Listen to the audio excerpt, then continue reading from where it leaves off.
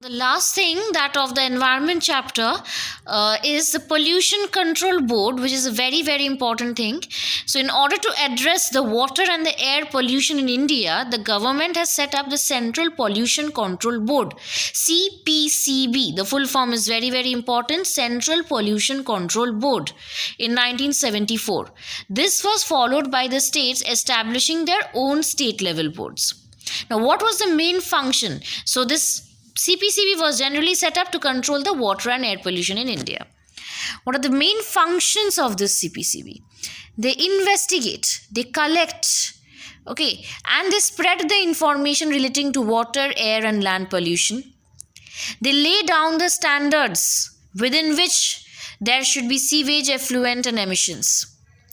These boards provide technical assistance to the government in promoting cleanliness of the streams and wells. And they try to abate the water and the air pollution. So the first thing is that they investigate, they collect information, and they spread the information regarding the water, air, and land pollution, and within which limit there should be effluent and emission discharges. Moreover, they provide technical assistance to government in promoting cleaning the streams, rivers, wells, etc., so that the water and air pollution can be abated. These boards also carry out sponsored investigation and research relating to problems of water and air pollution and for their prevention, control, and abatement. So these boards carry out investigation which are sponsored by some organizations, so that new ways can be found out through research to control the problems of air and water pollution, so that they can be prevented. They also organize through mass media comprehensive mass awareness program for the same. They also prepare manuals, codes, they prepare guidelines to how to treat the waste materials, how to dispose them. And they also conduct this awareness program. You can see in the television, Swachh Bharat. They also convey through various radio channels, through the newspapers.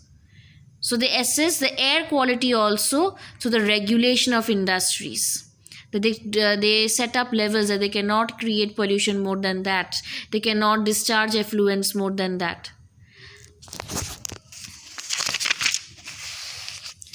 Moreover, the state boards periodically inspect every industry under the jurisdiction through the district level officials to assess the treatment measures provided to treat the effluent and the gaseous emissions. So all the state boards, means as said in the above thing, that the CPCB also has the state part, means it is also owned in the state level. What do? They inspect each and every industry under their jurisdiction by the district officials.